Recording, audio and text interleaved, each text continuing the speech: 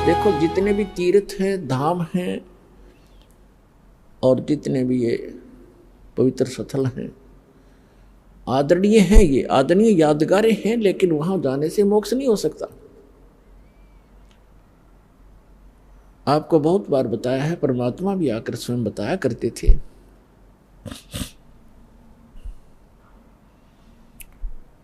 और कहा करते थे कि इन धामों पर जाने से आपका मोक्ष नहीं, उल्टा पाप और पाप प्राप्त और जीवन नाशी आपका होता है। आपको एक झलक दिखाते हैं ये तीर्थ कैसे बने जहां हम पूजने जाते हैं। देखिएगा एक पुस्तक, ये पुस्तक है हिमालय तीर्थ, और ये हमारे शंकराचार्यों द्वारा दिए गए ज्ञान है, दिया गया ज्ञान है। ये है जेपी नबूरी इसका प्रकाशक है। ये देखिएगा हिमालय तीर्थ, जेपी नबूरी, उप मुख्य कार्यकारी श्री बद्रीनाथ केदारनाथ मंदिर समिति, ट्रैक्स एंड टूर्स कलकत्ता, और ये यहाँ से छपे हैं।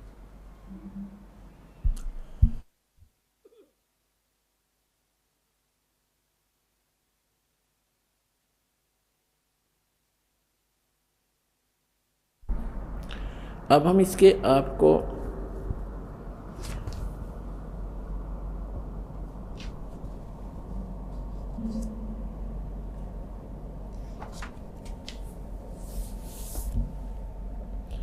ये देखिएगा उत्तराखंड के पंच केदार, ये पृष्ठ नंबर 17 है।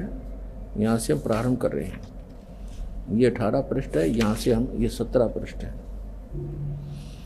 उत्तराखंड के पंच केदार श्री केदारनाथ भारत के उत्तर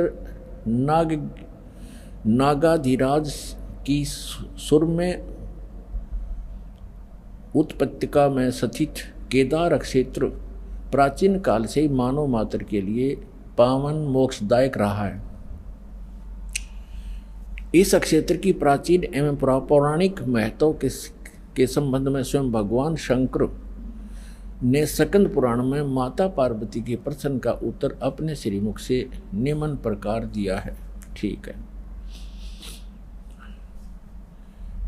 हे प्राणेश्वरी, यह अक्षेत्र उतना ही प्राचीन है जितना कि मैं हूँ। मैंने इसी स्थान पर सृष्टि की रचना के लिए ब्रह्मा के रूप में परब्रह्म तत्व प्राप्त करके सृष्टि निर्माण का शुभारंभ किया। तभी से स्थान मेरा चिरप्रिय समान है। भगवान शंकर का सुप्रसिद्ध ज्योतिर्लिंग भारत के विख्यात 12 ज्योतिर्लिंगों में से 11वां ज्योतिर्लिंग है। सुदूर उच्च हिमालय में समुद्र तल से 11,750 फीट की ऊंचाई पर श्री नर और नारायण ऋषि द्वारा प्रतिष्ठित है। पुराणों के अनुसार इस पुण्य फलदायी ज्योतिर्लिंग की स्थापना के संबंध में इसका इस प्रकार वर्णन, अनंत रत्नों के जनक अतिशय पवित्र केदार नामक अत्यंत शोभा से युक्त शिखर पर पूर्व काल में महातपस्वी अपने आत्माओं ये तीर्थ और ये धाम कैसे बने हैं, इसकी थोड़ी सी झलक दिखाएंगे। फिर दास मौखिक सुनाएगा, वो अच्छा समझ में आएगा। अब देखिएगा, अब हम 18 पृष्ठ पर आगे 17 पर पढ़ लिया। यहाँ पर पीछे से हमने पढ़ा है,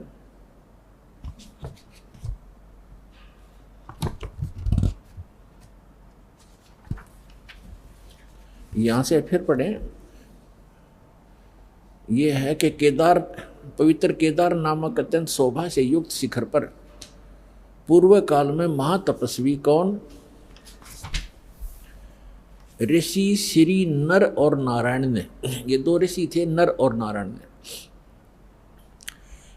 भगवान शिव को प्रसन्न करने के लिए बड़ी कठिन तपस्या की। इस तपस्या से तीनों लोकों में उनकी चर्चा होने लगी, जिसकी सभी लोकों में प्रशंसा होने लगी।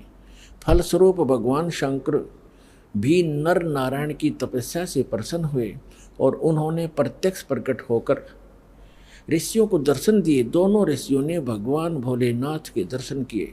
दर्शन से आनंद विभोर होकर स्तुतियों और मंत्रों से उनकी पूजा अर्चना की। भगवान शिव ने अत्यंत प्रसन्न होकर उनसे वर मांगने को कहा। भगवान शंकर की यह बात सुनकर उन दोनों ऋषियों ने देवादिदेव महादेव से प्रार्थना की। यहाँ, हे प्रभु, यदि आप प्रसन्न हैं और वर देना चाहते हैं तो अपने इसी स्वरूप में जगत कल्याण एवं हमारी पूजा प्राप्त करने हेतु यहाँ सचित होवें, ताकि जगत का महान उपकार एवं भक्तों के मनोरथ आपके दर्शनों से परिपूर्ण हो। इस प्रकार भगवान शंकर नर नारायण की भक्ति से प्रसन्न होकर वहाँ सचित हुए। देवादिदेव महादेव, यदि आप हम पर प्रसन्न हो तो भक्तों के कल्याण हेतु आप सदा सदा के लिए अपने स्वरूप से इस स्थान पर स्थापित करने की कृपा करें। अपने स्वरूप को यहाँ स्थापित करने की कृपा करें। यहाँ आकर आपका दर्शन पूजन करने वाले मनुष्यों को आपकी अविनाशी भक्ति प्राप्त होगी। ऋषियों की प्रार्थना सुनकर भगवान शिव ने ज्योतिर्लिंग के रूप में वहाँ यह वास करना स्वीकार कर लिया। भगवान शिव ने वर मांगते हुए नर और नारायण ऋषियों ने भगवान शिव से वर मांगते हुए नर और नारायण ऋषियों ने इस ज्योतिर्लिंग और इस पवित्र स्थान के विषय में जो कुछ कहा है वह अक्षर से सत्य है। इस ज्योतिर्लिंग के दर्शन पूजन तथा यहाँ स्नान आदि करने से भक्तों के लौकिक फलों की प्राप्ति के साथ साथ अचल शिव भक्ति और साथ ही मोक्ष की प्राप्ति भी सहज हो जाती है। हिमालय में केदार नामक पर्वत शिखर पर प्रतिष्ठित होने के कारण इस ज्योतिर्लिंग को श्री केदारेश्वर ज्योतिर्लिंग के नाम से जाना जाता है। केदार शब्द का शाब्दिक अर्थ है ऐसे स्थान से होता जहाँ दलदल एवं अति मात्रा में पानी हो।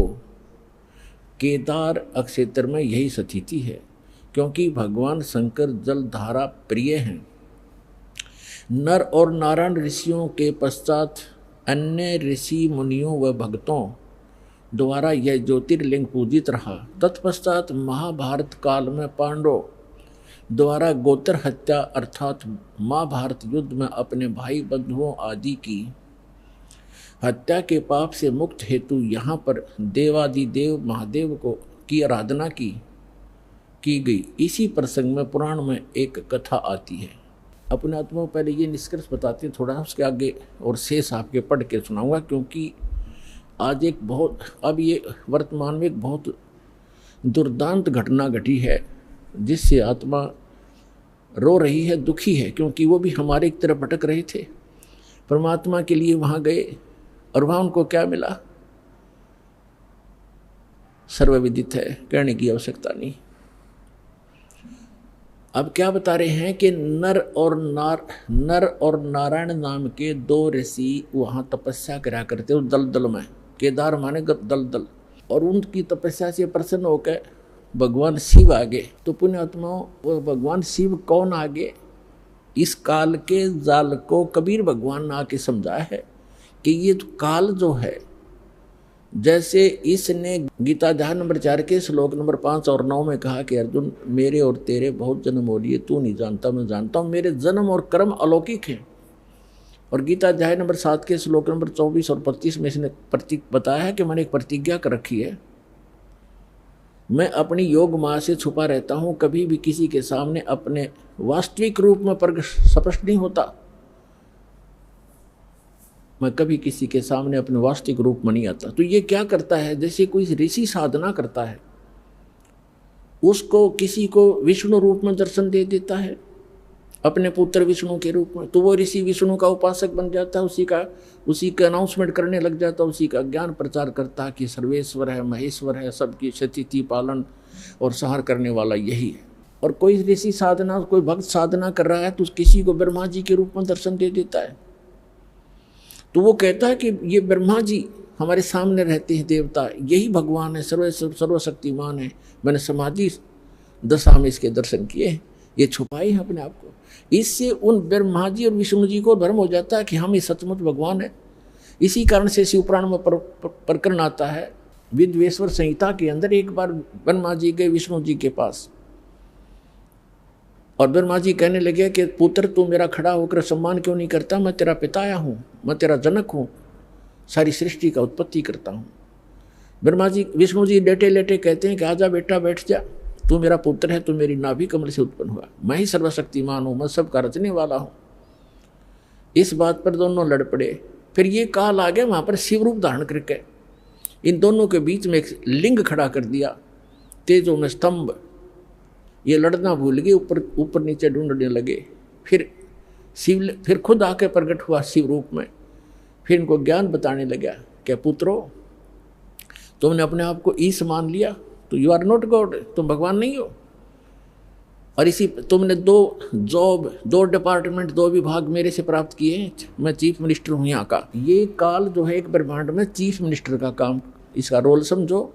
और अन्य ब्रह्मा विष्णु महेश एक एक विभागीय मंत्री हैं। रजोगुण विभाग के ब्रह्मा जी और सतोगुण विभाग के विष्णु जी। यानी रजोगुण से जो क्रिया हो रही है जिसको हम उत्पत्ति कहते हैं, ये उत्पत्ति करता नहीं है, ये तो उत्पत्ति करवाता है।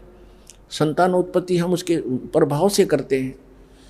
और सतिथि ये विष्णु जी कहते हैं, ये उत्पत्ति और सतिथि जो तुम्हें दी है मैंने, ये मेरे से प्राप्त है, तुमने तप करके प्राप्त किए, मैंने तुम्हें विभाग दिए। इसी प्रकार रुद्र और शिव को भी, शंकर को भी मैंने अलग से, महादेव महेश्वर को भी मैंने 2 कर्त दिए हैं, संहार और तिरोभाव।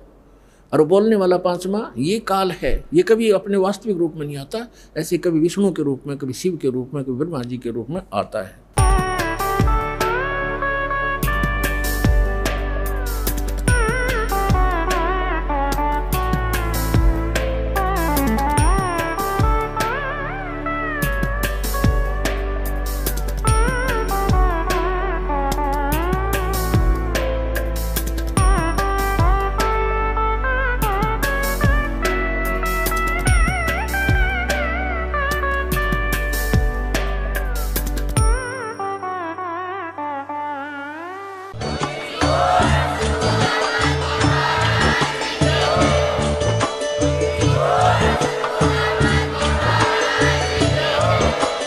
आप सुन रहे थे जगत गुरु तत्वदर्शी संत रामपाल जी महाराज जी के मंगल प्रवचन। अधिक जानकारी के लिए विजिट कीजिए हमारी वेबसाइट www.jagatgururampalji.org। संत रामपाल जी महाराज जी के शुभ आशीर्वाद से पूरे विश्व भर में 500 से भी ज्यादा नाम दीक्षा केंद्र हैं, जिन पर संत रामपाल जी महाराज जी द्वारा ऑनलाइन निशुल्क नाम दीक्षा दी जा रही है। अपने नजदीकी नाम दीक्षा केंद्र का पता करने के लिए संपर्क करें 8222880541।